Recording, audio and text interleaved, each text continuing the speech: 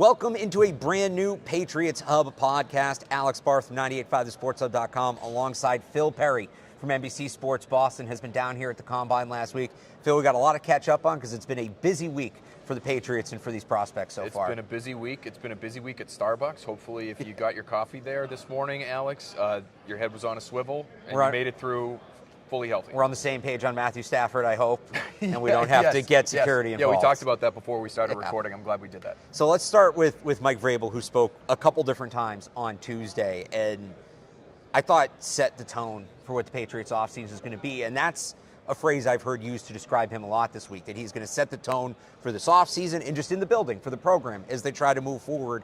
What did you make of just kind of his approach to his first Combine as the Patriots head coach, and what do you make of the tone he set? Yeah, I think clearly had command of the situation.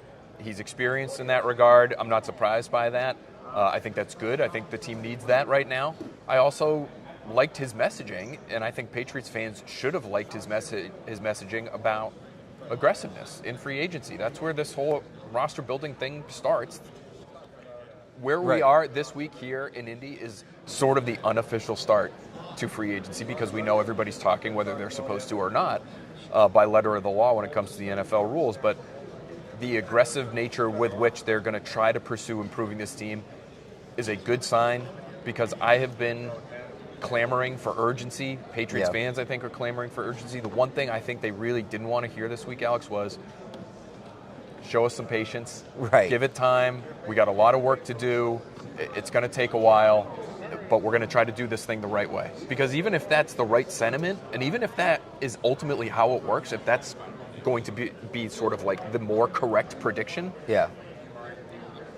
don't put words to it. Because you need to get better now. This needs to be a watchable product now. There is no time to waste if you're a fan, or in my opinion, that's how ownership should feel as well. Like there should be some urgency from all fronts of the organization to make this thing better and do it quickly. And I felt like you heard that sentiment at least from Vrabel. And fans' ownership, I would throw players in there. Now, Vrabel said that the roster is going to look vastly different in August. So who knows how many of those guys in that room now is going to matter to. But if you're a guy like Drake May, or you're a guy like Christian Gonzalez, you want to get going. You want to start winning in the NFL, right? So new coach comes in, first impression is going to sort of be how he helps you out with the roster. Vrabel talked about the Patriots being aggressive. Elliott Wolf talked yesterday, owned up to a lot of mistakes he made in the offseason last year, including not being aggressive enough in spending. So the message right now seems to be that there's going to be money on the table. They're going to be aggressive and going to get those guys. A lot of people, especially when Vrabel talked about aggressive on Tuesday, go right back to burn some cash. Do you view the two the same way, or does this come different? Do you think there is something to them pushing this aggressive approach? Listen, it's a similar message. It's just worded differently, right? You know, like he didn't come out and say we have money to spend and so we're going to spend it. And I think he even said we're not going to sign players just for the sake of signing players. And you think Robert Kraft wants to do that? You think he wants to spend just to spend and just to say he spent? No. And that's been one interesting aspect of this week is just getting a gauge for how executives, how teams feel about this free agent class. You know, because the draft is one thing and, you know, we need to pick the brains of people who know on these draft prospects. But when I talk to people about free agency, Alex, it's like, well, yeah, it's from a Patriots, lens. And so they look at the Patriots and they say they've got a lot of money to spend, but who are they going to spend it on? There's not that quick fix in terms of star power in free agency this offseason. I would say, the one name that we all should be looking at, and that has been linked quite a bit to the Patriots and the people that I've spoken to, is Ronnie Stanley. And it's obvious, right? He's the best tackle on the market. It's a huge, massive area of need. Mike is going to want to probably build along the line of scrimmage before he does anything else. So, make that happen. But even if you do that, it's not like he's a $30, $35, $40 million player at this point. You're talking about a 31-year-old tackle being like the prize in free agency, which I think is just sort of indicative as to the strength of the overall free agent class. So do you think Stanley gets to free agency? Because DaCosta talked this week about them wanting to extend him, and that's a team in the Super Bowl window. You think they'll borrow from the future. They'll do what they need to do, mortgage, move money around in order to keep their core together to try to get a title. Yeah, it's interesting because they don't have as much, nobody has as much space as the Patriots do, but they're not at the top of the league in terms of space. And so, he is 31. They are a really smart team. Really smart teams don't don't just throw whatever a 31-year-old tackle who's had injury concerns wants. And so I think they're going to be smart about it, meaning they'll keep, obviously it sounds like they're going to keep a dialogue open with him. Yeah.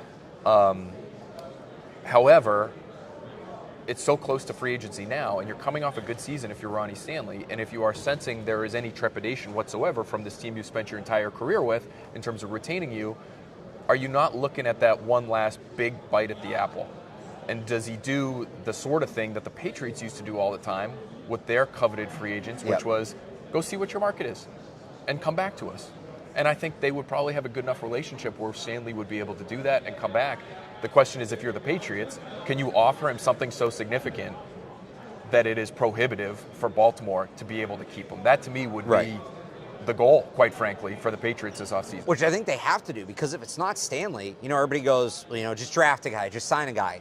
I'm big into Will Campbell. I think Will Campbell checks the box. Not a lot of people do, and we'll get his measurement on Sunday. Some teams might even not. Before the arm length measurement, you're going to check that box for him. Well, assuming that the arm length checks out, I think it's going to check out. I think because even if you had said no, I think that's okay. If you look at Will Campbell and you say he can play tackle, I think he can play tackle. If he's at like 32 7/8, yeah, I would get Rashawn Slater, who that number's been reset. It's an arbitrary number.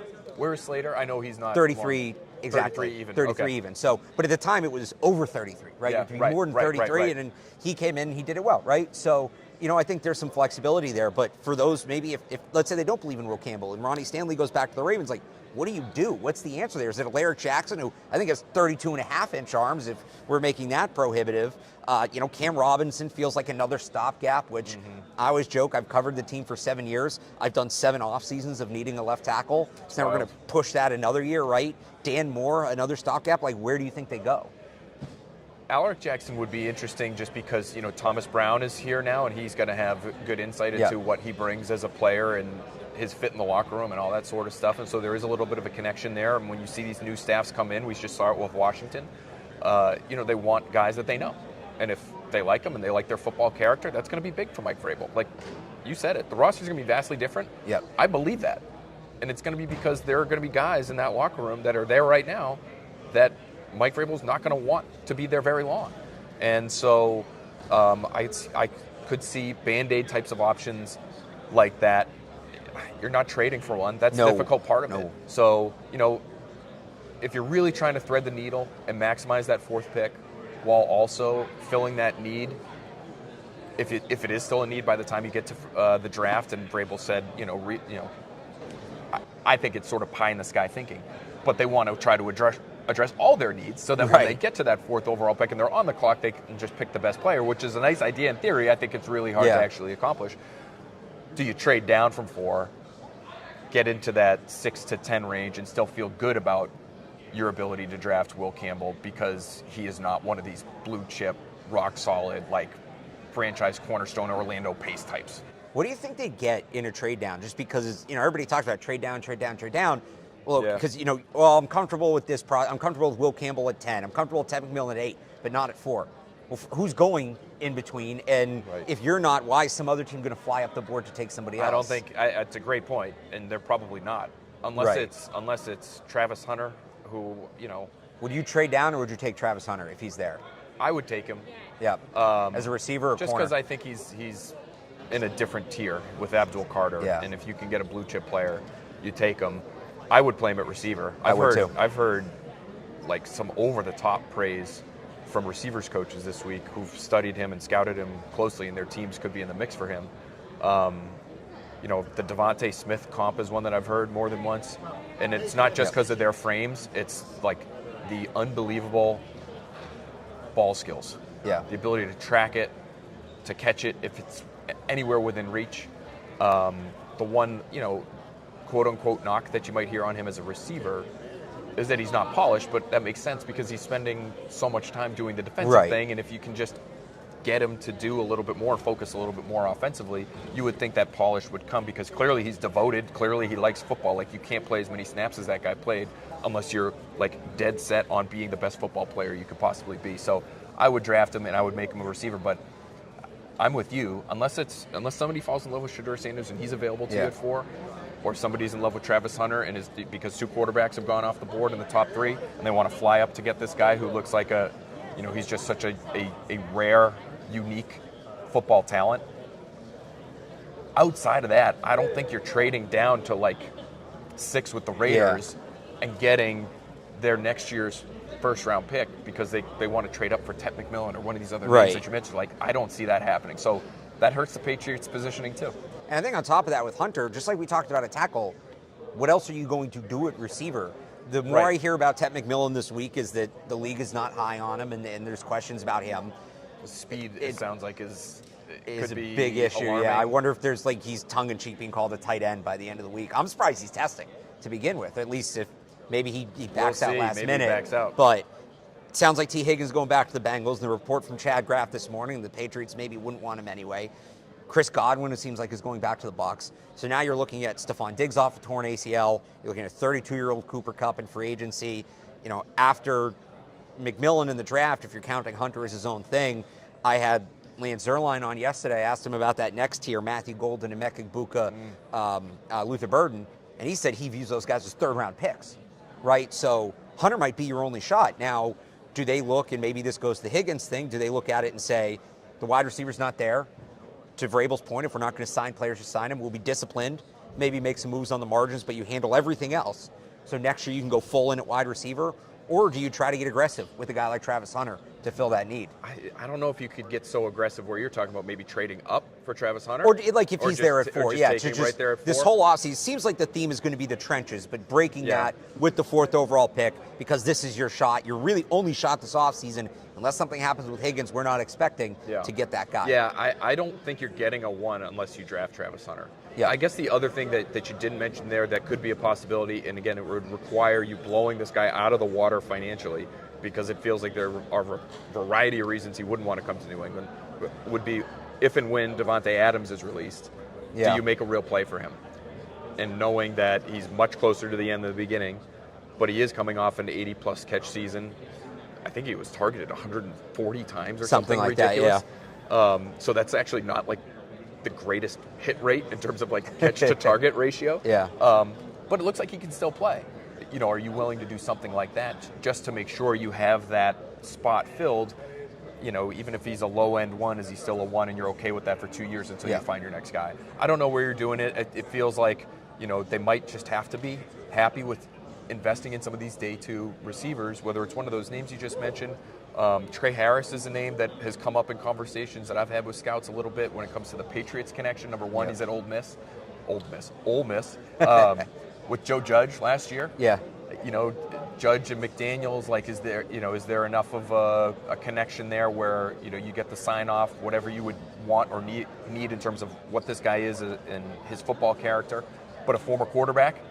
McDaniels has history with receivers who played quarterback. He was actually Malik Neighbors' quarterback, Dane Brugler was telling me. I'm looking at Dane right now and remembering a conversation we just had. But Trey Harris was Malik Neighbors' high school quarterback, and so does Josh look at this and say, you know, after meetings and whatever, this is a really smart guy. He's maybe not the most dynamic athlete in this year's draft, but he's big, he catches everything, and that's the kind of person we want in our room. Again, that's not a 1, though. Right. You know? And so they need 2s, I think. You can make the case they need even more than that. The last thing I would say on the Patriots receiver situation is I have heard a lot of people really kind of shower Pop Douglas with praise this week, which has been interesting to me because I feel like the shine has kind of come off him in New England. Where nobody looks at him anymore. It's like, ooh, like what could like this guy be? They might have something. Yeah, because he was just the numbers were so disappointing, and they just, what I've been told is they just didn't use that guy right. He should be, he's small, so you have to manage him a little bit, but he should be a much more significant contributor than he was in 2024. I also wonder with Pop Douglas, like their long-standing issue, this goes back over multiple coaching staffs, of not being able to develop wide receivers. And I don't think it's just that they've drafted the wrong guys. I think once they've gotten the guys, they failed to make them better.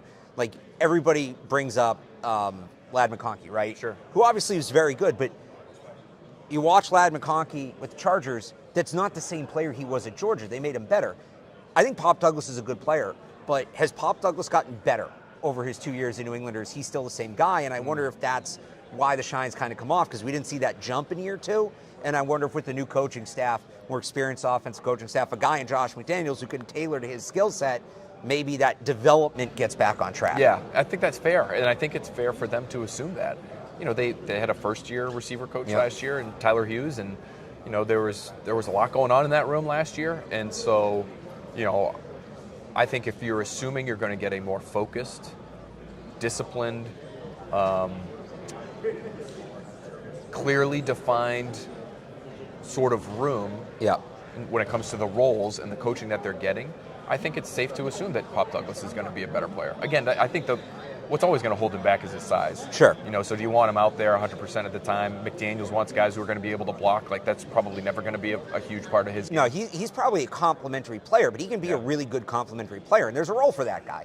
You need guys above him, but there's always a role for that guy. Especially in New England, where they're just hurting for juice. Right. And he gives you some of that. I wonder if he can kind of be used almost how Chris Hogan was, right? Where Hogan was kind of just, they'd put him in for bursts of speed, bursts of athleticism. Yeah. Teams that played zone, just let him go run by guys, right? Find holes, things like that. Different body type, kind of a different makeup, but I still wonder if that role would translate. Yeah, it would be interesting. Because I don't think he's like Edelman. I don't think he can take that workload. No, and if you're living on the inside, this is what's tough for Pop. You can't have him live on the outside because of his size. Right. And it's hard for him to live on the inside because of his size, and that's where all the linebackers and safeties are hitting you. You know what I mean? And so he's more of, whereas Hogan was longer and more angular and probably, scouting parlance, he was a higher cut kind of guy. You tell we're in Indianapolis talking to people we're talking to this week. He's a higher cut kind of guy. So he was like, I remember him running down the field against the Bills or the Steelers and like untouched. I think he had massive, like 200-yard game against the Steelers or something that year. So like different routes, I see Pop as more of like an option route, whip route, return route, kind of guy. But you need that. They need people that they could throw to. They were like I think they were 31st in third down offense last year, Alex, 30th or 31st. Something like that, yeah. They were down there. You just need people who can separate. They don't have that. And I don't know if they're getting it to our larger point about free agency in the draft. I don't know if they're getting it in terms of additions. And so you have to just try to pump up the guys that you do have. I don't know if they're going to be able to do that with Jalen Polk and Javon Baker. I genuinely don't know that. I don't know if Javon Baker is long for the team just in terms of his attitude and the coach's attitude. I don't see that being a mesh. That's just me. That's just my opinion.